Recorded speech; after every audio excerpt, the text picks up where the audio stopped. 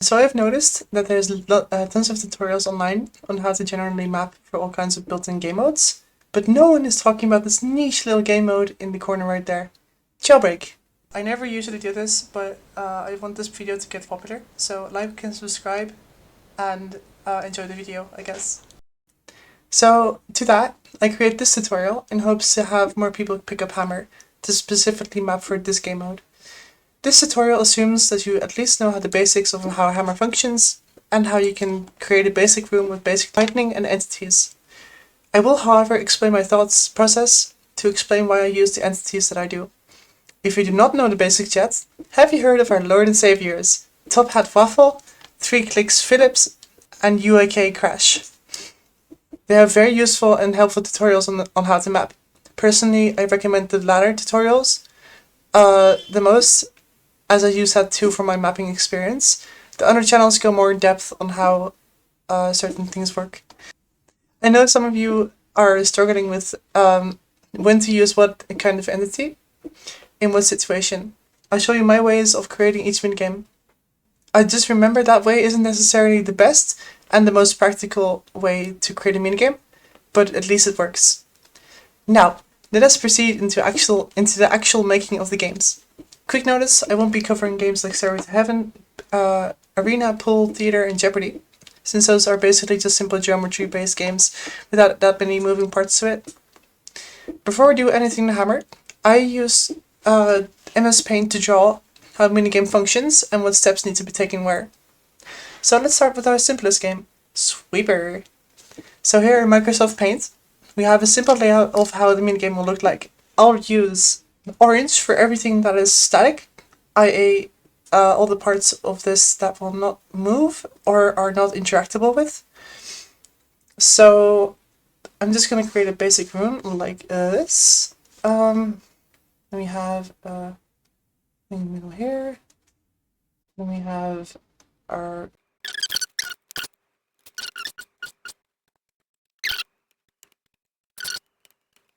So here we have our basic layout of how the minigames will look like. So now we'll draw the dynamic elements of this minigame, i.e. the sweeper bar. So I'll use purple to indicate that. First we have the sweeper bar itself, which is just basically a straight line. You ask yourself, what do I want this sweeper bar to do? A sweeper bar usually rotates, so I'll call this rotating bar. Next, we want the sweeper bar to stop and start up on command.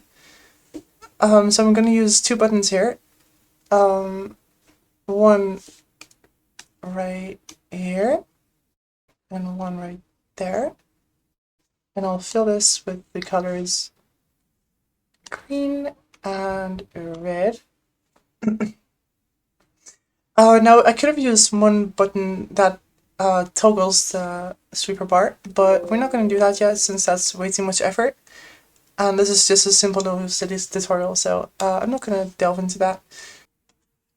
Alright, so I won't be explaining how to connect these buttons in Hammer since I assume you already know the basics of that.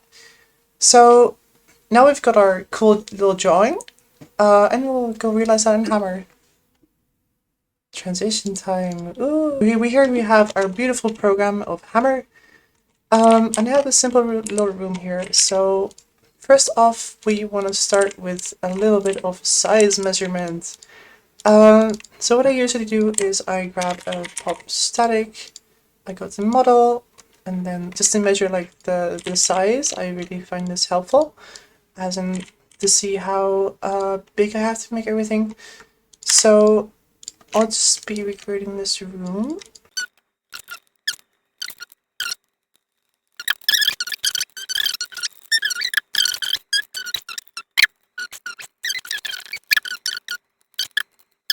Now we have these podiums right here.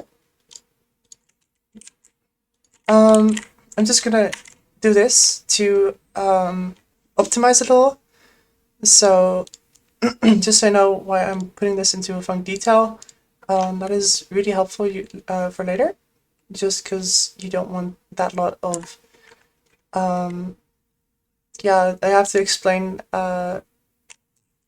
Viz leaves for that, but I'm not going to do that in this tutorial. Actually, screw that, I'm going to explain it in a crash course style. So basically, a program called vviz divides the room into cuts called leaves. These leaves determine where in the room you can see what. This is used for optimization, so your entire map doesn't render at once, and thus saving resources, when combined with area portals. Every brush you create also creates a new viz leaf. The more viz leaves, the bigger your map, and the longer your compile times. With a small map like this, it doesn't matter, but if you're creating something really big and complex, you have to be really careful with brushes that are not from detail. Okay, thanks, bye! So, now we have our static parts. So then we move on to our dynamic parts. I'm gonna color this orange just to make it pop out a little more. Didn't you say orange was used for static parts? You can use a block like this. I personally use cylinders, but you can do this for now. I'm gonna press Ctrl and T on this, and then we'll look back on our beautiful drawing. Because right here, it says rotating, this right here. So then we go back to hammer and we type in rotating, and would you look at that, there's a func rotating right there. So yeah, that's how you can like think of which entity to use. You just use like those words to determine like how what you want that entity to do. And it would usually pop up here. Sometimes you have to use synonyms, but yeah. So we just call this sweeper. Also, in naming, never use spaces, please. Just use like these little underscores. Because if you want to find the things back in your endfire command list, it'll be a hell if you use spaces, because Source doesn't like spaces. So we want to make sure that client-side rotation is off, that fan pane is on, and all of these we don't have to change per se. And then we'll do a little button right there. Looks perfect to me.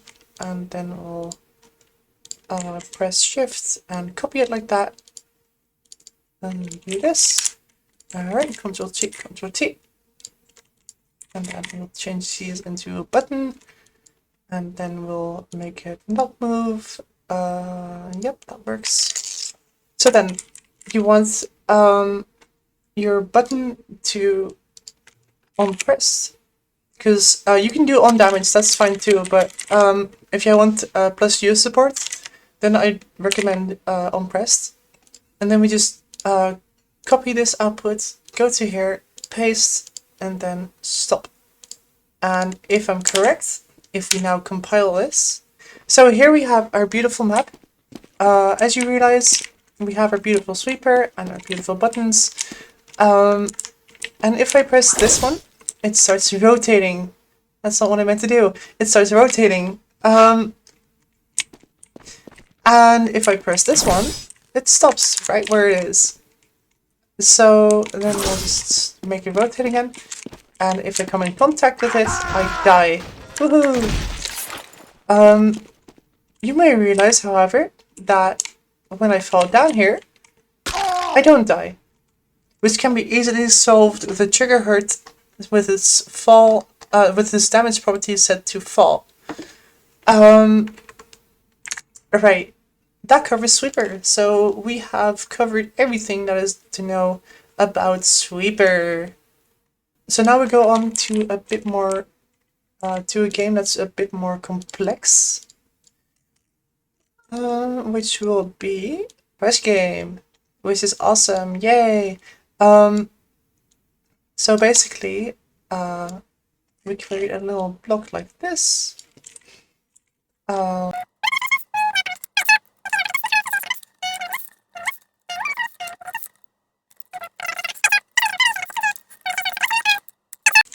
Some minigames use windows for blues to look into. How you can do that is we have our little sniper or spy model. I'll just grab it. So then we'll do like somewhere around 32, I'd say, and somewhere around 96. There we go. Now we have our little window, and I'll cut these edges off just to be safe. And then we have this little tool right here, the toggle texture application. You click that, and then you click on this face, browse, and then we do glass, because I like glass personally most. And then it's a one-way glass. Woohoo! And in game it will show as well as a one-way glass. Alright, so now time for our 9 squares. Guess what the name of the game is? Alright, and then we all Control T these separately because we don't want it to be one entity. And then we select all of these and turn them into funk brushes, because those we'll be using. Oh yeah, right. Make sure that they are all like firstly connected to the ground as well, and a little bit how do you call it, less thick. So crush game. I'll just copy and paste these buttons over for simplicity's sake. Rotate these fellas a little and make sure they're centered. So then I am going back to paint. Right, so we have our crush game. I am going to use orange and purple again. So we have our perfectly squared crush game, and then we have a little door frame here. So basically the only thing that is static is the walls in this case.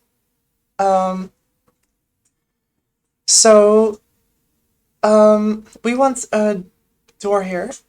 We want a door here to prevent reds from getting out. That is quite self-explanatory. Now we have our 9. Oh my god, I cannot. Okay, wait.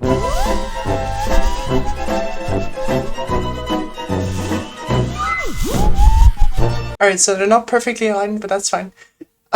So we have our funk brushes, which we'll just call CG_X, where X is a number. So then, what we want to happen is we have our funky little buttons there. So when our friend the green button is pressed,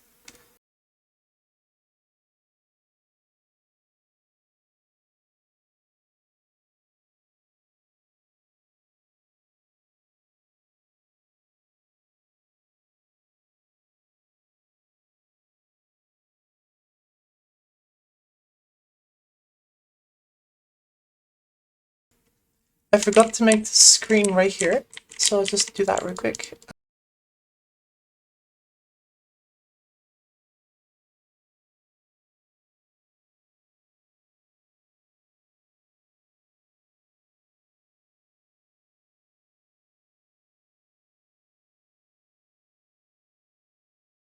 So now we have our crush game. Now to set up the logic. So first we'll start off with a timer, because we have to wait 3 seconds about for every round to start. There, you can see my entire display. Happy now? Cool. So then we'll do CG timer 1. And we'll call this one timer 1.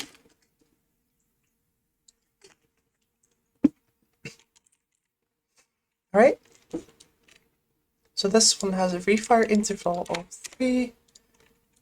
And of course, because since crush game is initially disabled, we want this one to be disabled too. What you want to do is you want to have a logic timer and then a logic case as well. This one randomly selects one of these cases to happen. So we'll just call this one CG case 1.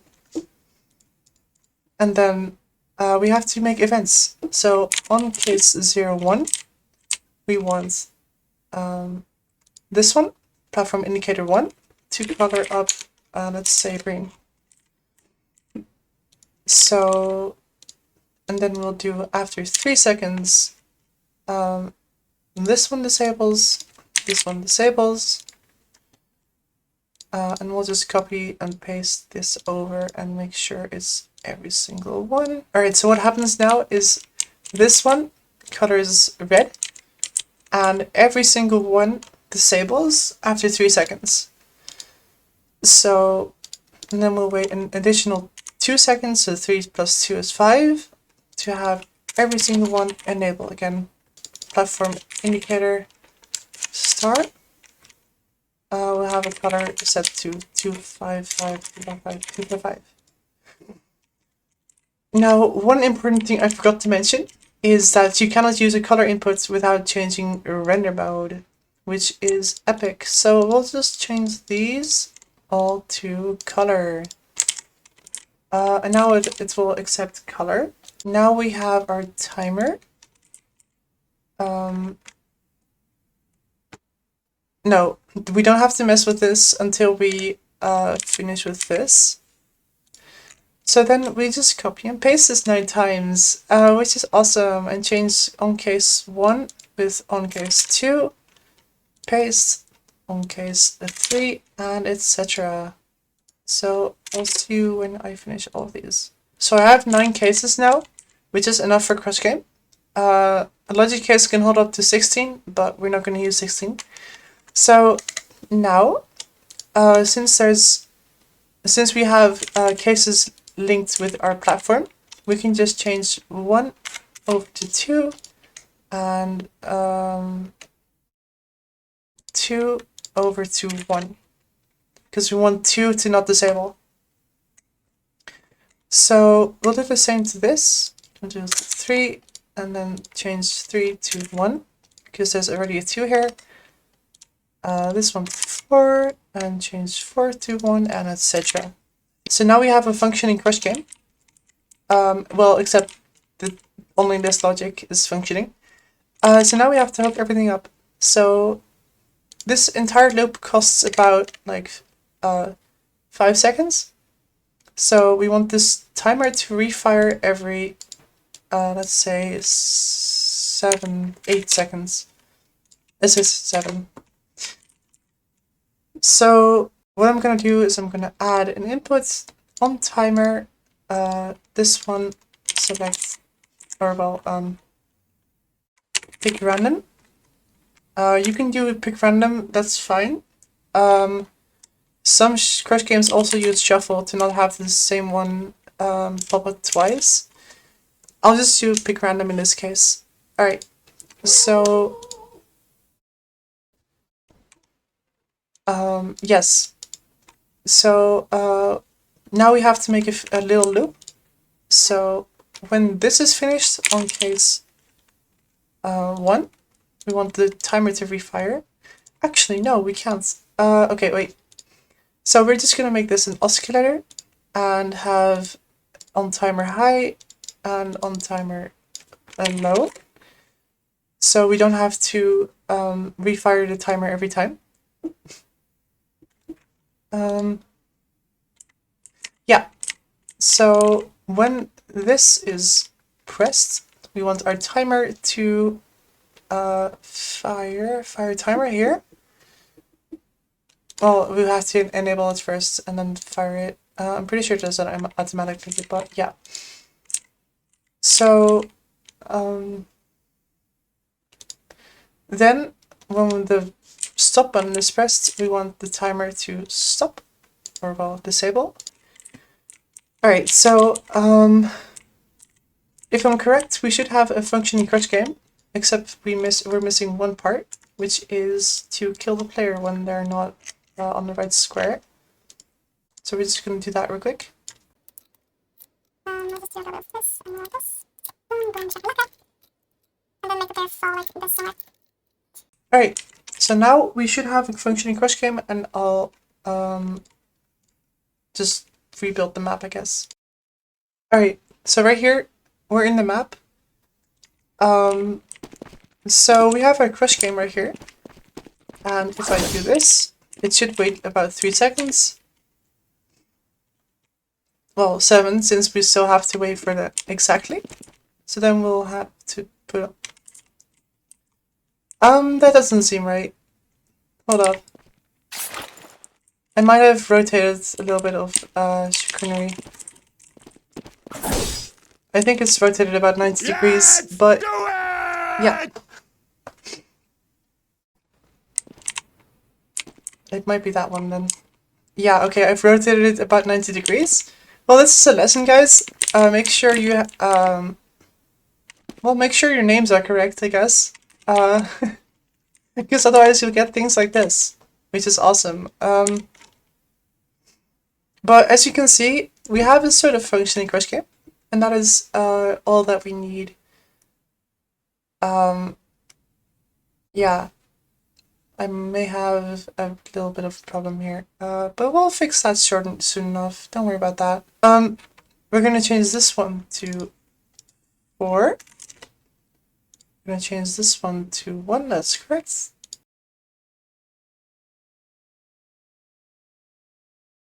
And then you don't have any duplicate names anymore, and it should work. Fingers crossed. Okay, so I have my... Okay, so I have my game right here. If I'm correct, when I press this, it should wait 7 seconds, because we told that to do that to the timer. And then it starts. And then it should all work out correctly.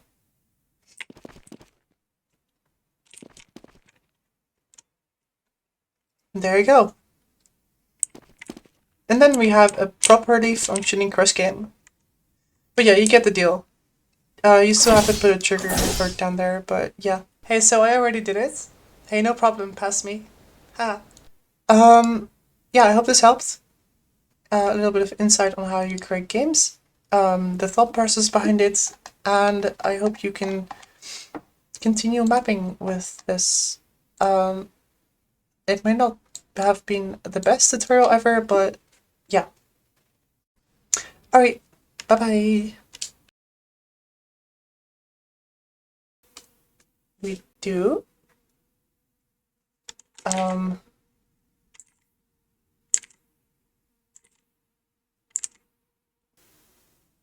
Let me just use my... Wait, I have several handwritings, so, rotating...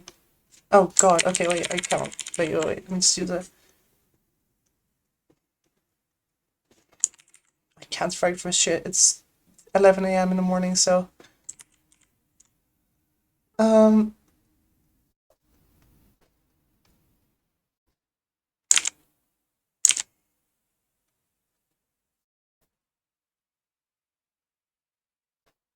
Cool, that works.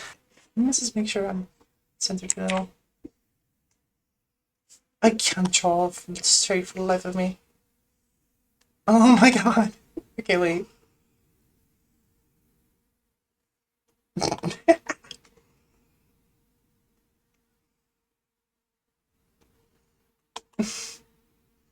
This is harder than it looks. Okay, let me...